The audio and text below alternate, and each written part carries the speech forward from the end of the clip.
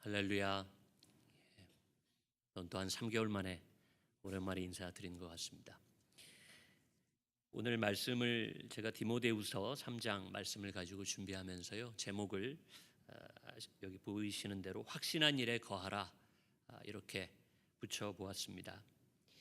이 말씀, 이 제목을 제가 가지고 온 본문은 3장 14절, 디모데후서 3장 14절에 너는 배우고 확신한 일에 거하라 라고 말한 이 바울의 말에서 따온 것인데요, 이 디모데에게 쓴 편지로 저희가 이 디모데 전서 후서를 알고 있는데요, 바울과 디모데의 관계를 조금 알고 이 말씀을 들어야 우리에게 좀 더 깨달음이 크게 다가오게 됩니다. 여러분 잘 아시는 대로 바울과 디모데의 관계는 어떻게 보면 이제 스승과 제자의 관계였고, 목회자로서는 선배와 후배의 관계이기도 했지만, 바울이 그를 믿음 안에서 낳은 자식이다, 믿음 안에서 낳은 아들이다 라고 얘기할 정도로 굉장히 친밀하고 가까운, 마치 아버지와 자식과의 관계와도 같았습니다. 그런 디모데는 바울이 그 2차 선교 여행 때 개척한 교회죠, 에베소 교회를 책임지고 그 교회의 담임 목회자로서, 요즘으로 치면 이제 담임 목사직을 감당하면서 이끌고 있던 젊은 사역자였습니다. 바울하고 비교한다면 그 전해지는 말에 의하면은 디모데는 좀 유약한 성격이었다고 그래요. 좀 얌전하고 조금 내성적이고, 바울이 좀 불같고 불도저같이 밀어붙이는 힘이 있는 사역자였다면 그런 좀 섬세하고 조용한 그런 사역자였다고 합니다. 그런 두 사람이 하나님 안에서 좋은 인연을 맺고 또 하나님 나라를 위해서 열심히 일하는 가운데 그의 목회를 돕고 권면하기 위하여 이 디모데 전서 후서, 이 편지를 바울이 쓰게 됩니다. 그 편지 가운데에서 오늘 저희가 함께 읽은 이 3장 14절에 너는 배우고 확신한 일에 거하라, 이 말은 젊은 디모데에게 권면이자 어쩌면 선배가 주는 명령과도 같은 말이었습니다. 저는 이 가운데서도 이 확신한 일이라는 말에 좀 주목하게 됐습니다. 요사이의 그 삶을 사람들이 이렇게 얘기하더라고요. 확실함이 사라진 시대다, 확실함을 상실한 시대다, 이런 이야기하는 것을 들었습니다. 요 근래에 우리 성도님들도 관심을 갖고 계신지는 모르겠습니다만, 우리 한국 사회뿐만 아니라 전 세계를 떠들썩하게 만들고 있는 이슈 중에 하나가 가상화폐라는 것입니다. 좀 관심 있게 보고 계십니까? 처음 듣는다는 표정인 분도 좀 계세요. 좀 아셔야 되는 내용인데요, 저도 잘은 모릅니다. 근데 요즘 들어 이제 들어온 개념으로 실제로 우리가 눈으로 보거나 만질 수 있는 종류의 화폐가 아니라 가상화폐라는 것은 온라인상에 어떻게 좀 가상으로 존재하는 이제 그런 화폐입니다. 그래서 사람들이 거래를 더 쉽게 하고 또 여러 가지 재산들을 또 저축하고 또 하는 데에 용이한 그런 미래의 가치 수단이 될 것이다 예상하고 이렇게 사람들이 사용하기 시작을 했는데요, 이게 가상화폐다 보니까 그 금액이, 액수가 이렇게 잘 고정이 되지를 못하더라고요. 실제로 우리가 잘 알고 있는 미국의 달러나 일본의 엔화 같은 경우도 우리가 환율이라고 해서 그 가치가 좀 변하고는 있습니다. 고정되어 있는 가치는 아니에요. 그러나 그럼에도 불구하고 어느 정도 예측이 가능한 선에서 변하는데, 이 가상화폐라는 것은 그중에 대표적인, 우리나라 사람들이 굉장히 좋아하는데요, 그 비트코인이라는 것을 보니까 그 금액이 차이 나는데 거의 1분 단위로 몇십만 원, 몇백만 원이 왔다 갔다 할 정도로 크게 그 가치가 변화되는 것을 제가 보고 듣게 되었습니다. 그러한 상황 속에서 어떤 사람들은 이 가상화폐에 투자해서 단기간 동안에 큰 돈을 벌었다고 그러고요. 그래서 이게 좋은 건가 보다 생각했더니 또 돈을 잃은 사람들도 많이 있다고 그럽니다. 그래서 나라에서도 아마 오늘 좀 발표가 됐던 것 같은데, 여러 가지 이제 규제나 이 가상화폐를 어떻게 다룰 것인가라는 것, 법적인 그런 제도들을 마련하는데 힘을 쓰고 있다고 들었습니다. 가상화폐를 통해서 많은 이윤을 볼 수 있다라는 이야기를 하는 사람이 있음에도 대부분의 사람들이 또 이 가상화폐에 투자하는 것을 두려워하는 것은 그것이 확실하지 않기 때문이라고 그래요. 돈을 그 안에 투자했다가 벌 수도 있지만 또 반대로 크게 잃어버릴 수도 있기 때문에 그 불확실함 때문에 투자하지 못하고 있다, 이런 이야기도 전해 들었습니다. 여러분, 단지 투자만 그렇게 불확실한 것이 아닙니다. 오늘날 살아갈 때의 교육 부분은 어떻습니까? 과거에는 자녀들을 열심히 가르치고 또 좋은 말로 또 좋은 윤리적인 가르침들을 내려주면 아이들이 잘 자랄 수 있다는 그런 확실한 믿음이 있었습니다. 요즘은 좋은 학교에 들어가 공부를 해도 부모가 아무리 바르게 노력해서 그 아이의 필요들을 채워주려고 해도 그 아이가 잘 자라준다는 확신이 없는 거예요. 부모들이 불안해합니다. 우리 아이가 잘못되지는 않을까. 예전보다 더 많은 시간과 노력을 자녀에게 드리지만 이 자녀가 잘 자라줄 거라는 확신은 예전보다 더 없는 그런 시대를 사는 것 같습니다. 여러분, 청년들이 직장을 고를 때 얼마나 신중하게 고르는지 잘 아실 겁니다. 그 직장에 들어가기 위해서 소위 말하는 사회에서의 스펙을 쌓기 위해서 그래서 열심히 준비도 하고 공부도 하고요. 또 그 기업에 내가 필요한지 혹은 그 회사가 나에게 좋은 어떠한 일들을 제공해 줄 건지 내 미래를 책임져 줄 건지 고민과 노력과 많은 시간과 그런 것들을 기울여서 직장을 선택하고 그 직장에 들어가 일을 하기 시작합니다. 그러나 예전과 달라져서요.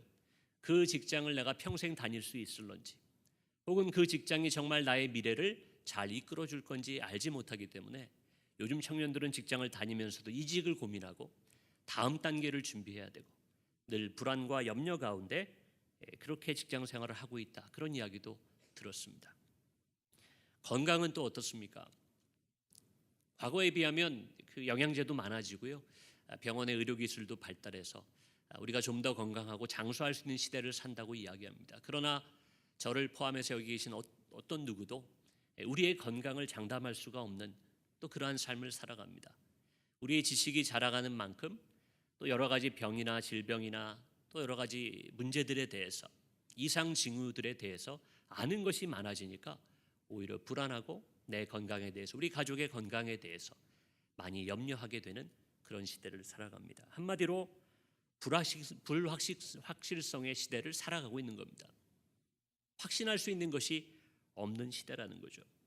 이러한 불안감이 우리에게 주는 더 큰 문제는 무엇인가 하면 그런 불안과 염려 때문에 여러 가지 이야기들이 우리의 삶이 흔들린다는 거죠. 확실한 것이 없기 때문에 이 얘기를 들으면 그 얘기가 옳은 것 같고 저 얘기를 들으면 저 얘기를 따라 살아야 될 것 같고 갈팡질팡 인생의 방향을 잃고 헤매는 사람들이 많습니다.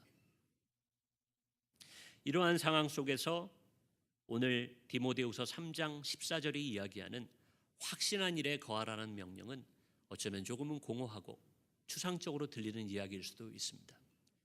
무엇을 확신할 수 있습니까? 오히려 확률이나 상대적인 상황에 기대어서 그래도 좀 나아 보이는 것을 선택하면서 최선은 아니더라도 차선을 선택하며 살아가는 것이 어쩌면 지혜로운 삶이라고 우리는 생각하는지도 모르겠습니다. 확신한 일이 무엇인가 그것을 알기 위해서 우리는 바울이 디모데에게 얘기하고 있는 너는 배우고 확신한 일에 거하라. 디모데가 배운 것이 과연 무엇일까? 그것을 한번 생각해 보려고 합니다. 바울은 디모데에게 네가 배운 것에 그것에 확신을 갖고 거하라고 이야기합니다. 아마도 바울을 통해서 디모데가 배운 것일 거예요. 바울이 스승이자 선배이자 아버지와 같은 존재였기 때문에 그 디모데에게 많은 것을 가르쳤을 겁니다. 무엇을 가르쳤을까요? 우리가 잘 알고 있는 바울은 뛰어난 엘리트였습니다. 그는 유대인으로서 율법에 능통한 자였어요. 당시의 유대인들에게 거룩한 유대인들에게 요구되는 많은 도덕적 규범들을 아마 바울만큼 잘 아는 사람이 없었을 겁니다. 아마 그런 것들을 가르쳤을 수도 있습니다. 또한 그는 로마의 시민으로서 당시의 전 세계를 호령하던 로마의 가장 대표적인 로마 법률을 잘 알고 있었을 겁니다. 그래서 이 세상을 살아가는 데 필요한 그런 법률적인 지식을 그에게 가르쳐 줬을 수도 있습니다. 또한 그는 엘리트로서 많이 공부를 한 사람으로서 그 당시 또 그 지역을 완전히 장악하고 있었던 헬라의 학문과 철학과 문학 등을 잘 알고 있었을 겁니다. 그러한 교양들을 그의 제자 디모데에게 전수해 줬을 수도 있습니다. 그런 것들을 전해주지 않았다라고 말씀드리는 것은 아닙니다. 그럼 우리가 잘 아는 대로 빌립보서 3장 8절에 보면 바울이 자신의 이러한 경력들, 이력들, 소위 말하는 스펙들을 다 열거한 후에 이런 이야기를 합니다. 내가 이 모든 것들을 배설물로 여긴다. 그 앞에 생략된 말이 있죠. 제가 지금 하지 않은 말 가운데 그가 그것을 왜 배설물로, 그것이 귀중한 가치가 아니고 귀중한 지식이 아니어서 배설물로 여기는 것이 아니라 내가 그리스도를 아는 그 지식의 고귀함에 비한다면 이 세상적인 지식과 세상적인 가치들을 배설물과 같이 여긴다라고 그 스스로 고백한 적이 있습니다.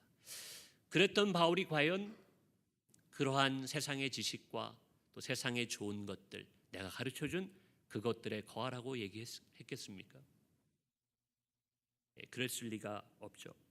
오히려 바울이 얘기한 것은 그가 다른 세상의 모든 지식과 고귀한 것을 배설물로 여길 정도로 그가 그렇게 귀중하게 발견했던 바로 그 그리스도의 사랑과 하나님의 뜻, 그 진리들을 그에게 가르쳤을 것입니다.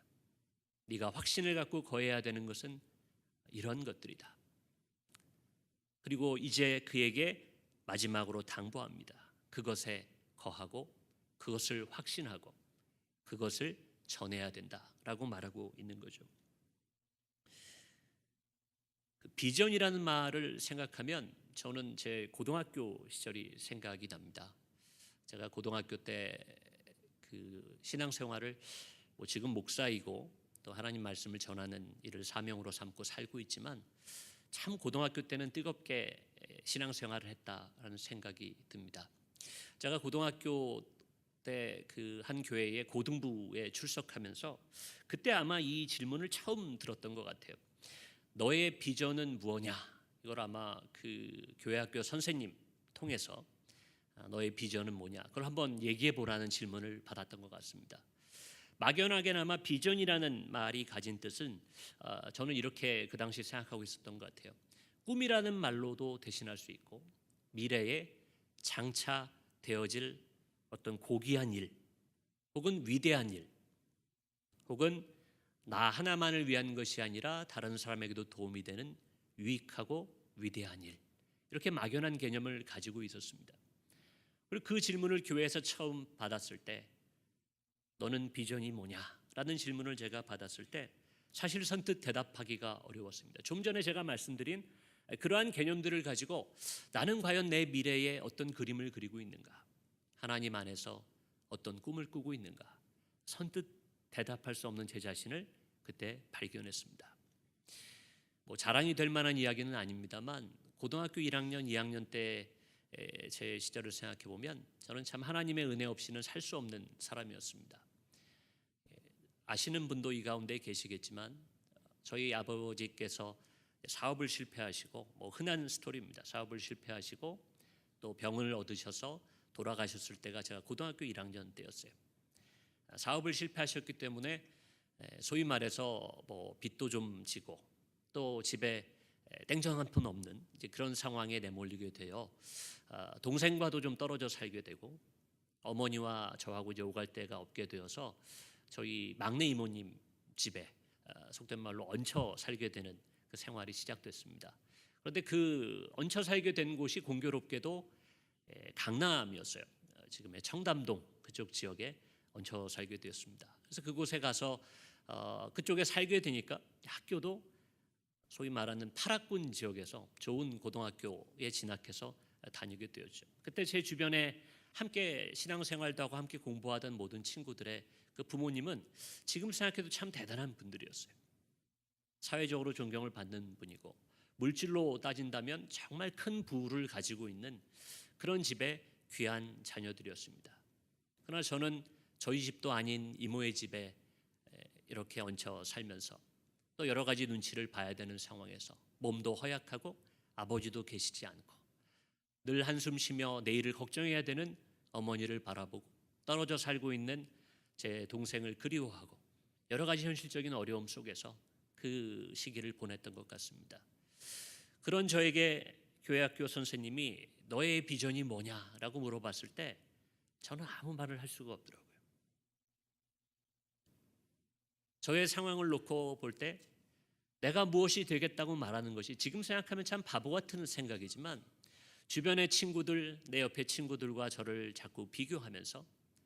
나는 과연 무엇이 될 수 있을까? 앞다퉈서 자신의 꿈과 비전을 이야기하는 친구들 사이에서 저는 오히려 괴로워하고 제가 작아지는 그런 경험을 했던 것 같습니다. 그런 제가 할 수 있는 것은, 그 시절에 제가 할 수 있는 것은 기도밖에 없었습니다.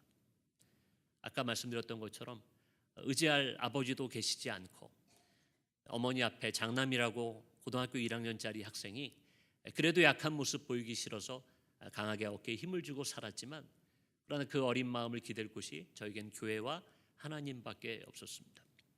그렇게 기도하고 나아갈 때 제가 아는 것은 한 가지, 하나님의 뜻에 맞춰 하나님을 믿고 그리스도를 신뢰하고 살아가면 하나님의 축복을 받을 수 있다. 참 단순하고 어찌 보면 미신 같고 주문 같은 이야기지만 저는 다른 것 아무것도 기댈 것도 또 바라볼 것도 없었기 때문에 그 말씀을 진심으로 믿었습니다. 그러니까 어린 마음에 저는 정말 잘 되고 싶었고요, 의미 있는 삶을 살고 싶다는 욕심이 있었습니다. 그러나 그것을 어떻게 그려야 될지, 미래의 그림을 그릴 수 있는 재료가, 그럴 만한 근거가 제 안에서는 발견할 수 없었습니다.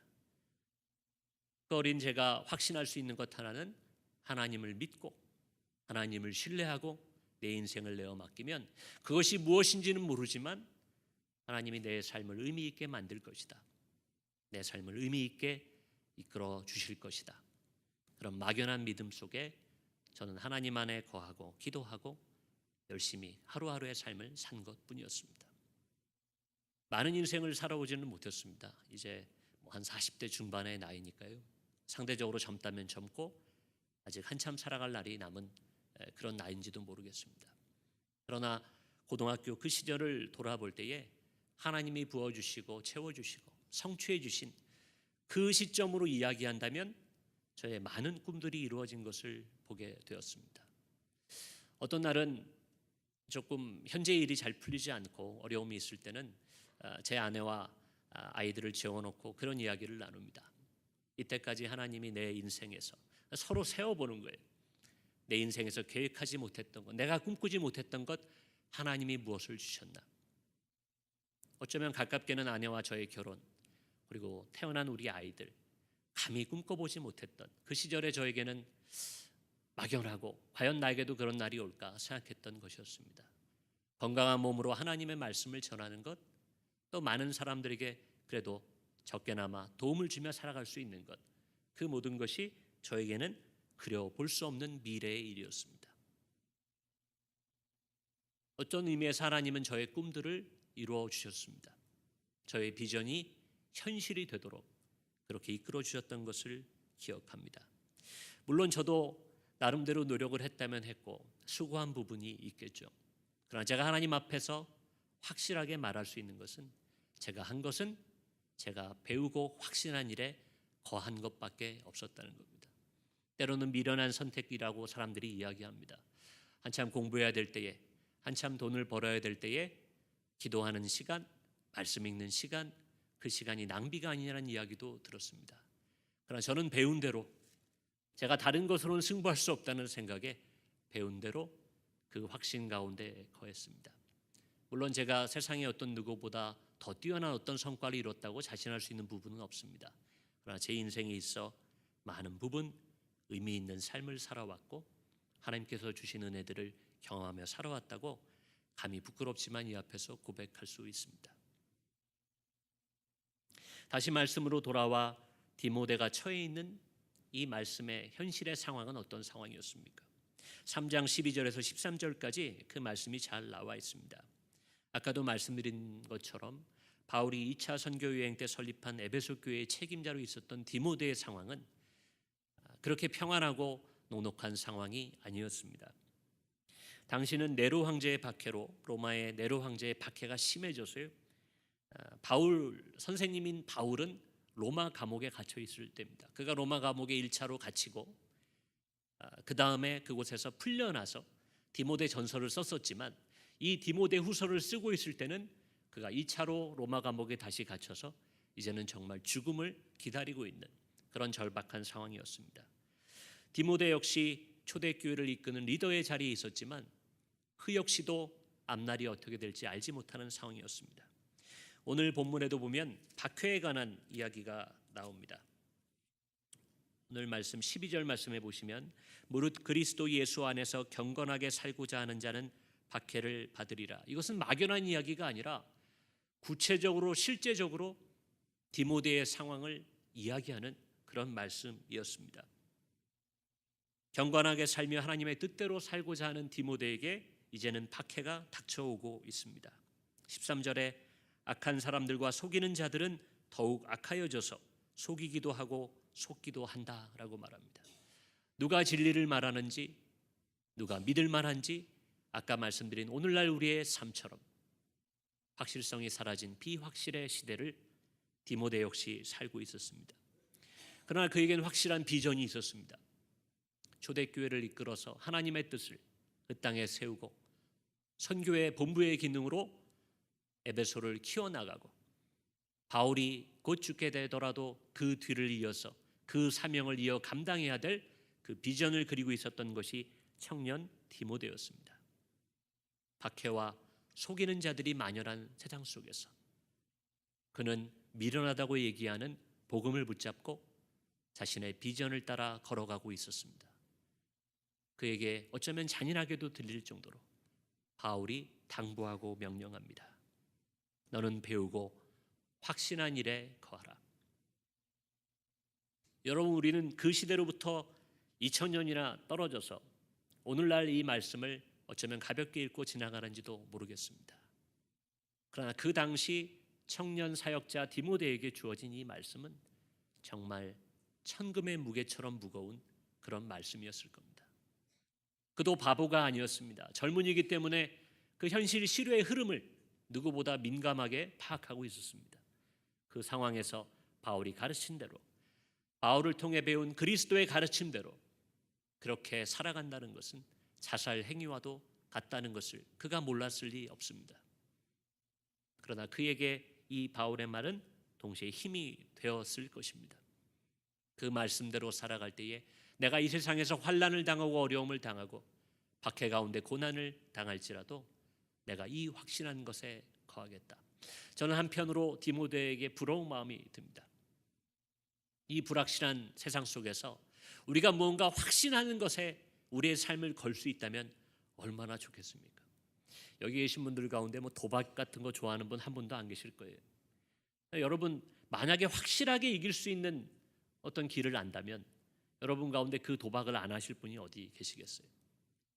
인생을 걸고서라도 전 재산을 내걸고서라도 확신한 일만 있다면 거기에 우리의 모든 것을 걸어보지 않을 사람이 어디 있겠습니까?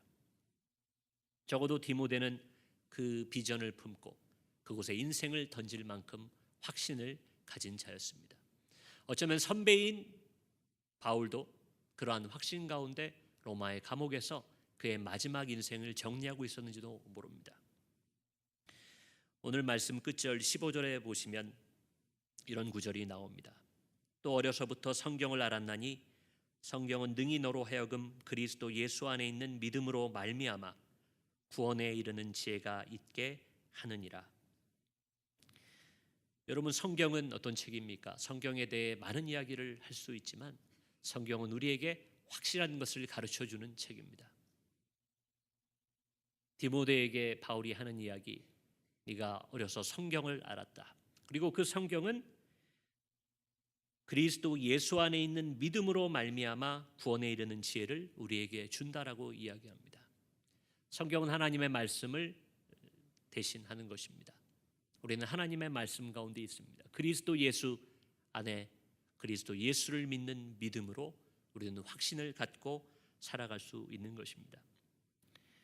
비전은 젊은이들에게만 주어지는 것이 아닙니다. 제가 고등학교 때 비전이 무엇이냐라는 질문을 받았지만 요즘도 저에게 그런 질문을 스스로 던집니다. 나의 비전은 무엇인가? 특별히 한 해가 저물어가는 이 시점에 2018년 밝아오는 새로운 해에 나의 비전은 무엇인가를 요즘 그려보고 있습니다.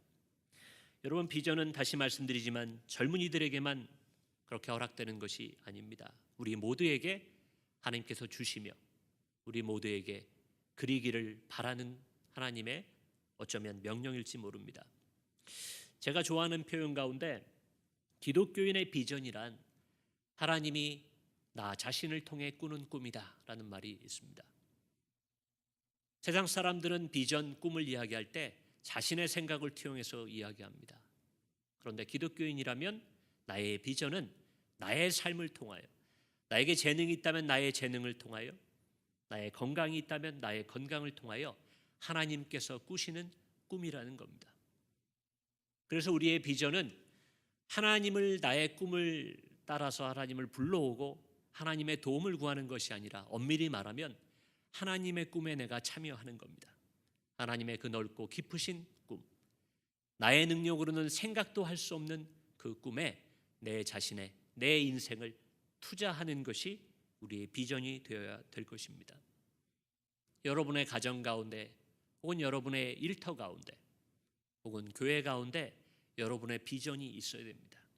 하나님께서 그 가정을 통하여서, 그 직업을 통하여서, 혹은 여러분이 속해 있는 우리 중앙선결교회를 통하여서 하나님 꾸고 계신 꿈을 우리가 발견하고 그 꿈에 참여해야 됩니다. 그때에만 우리의 인생이 의미가 있어집니다. 디모데의 인생, 바울의 인생을 세속적인 관점에서만 바라본다면 그들은 어쩌면 실패한 인생입니다. 이 세상의 영광을 맛보지 못했어요. 오히려 바울 같은 경우는 세상의 영광을 거의 손에 쥐었던 사람이지만 그것을 오히려 놓아버리고 세상의 눈으로 볼 때는 고난과 십자가의 길을 걸어갔던 사람이 바로 바울입니다.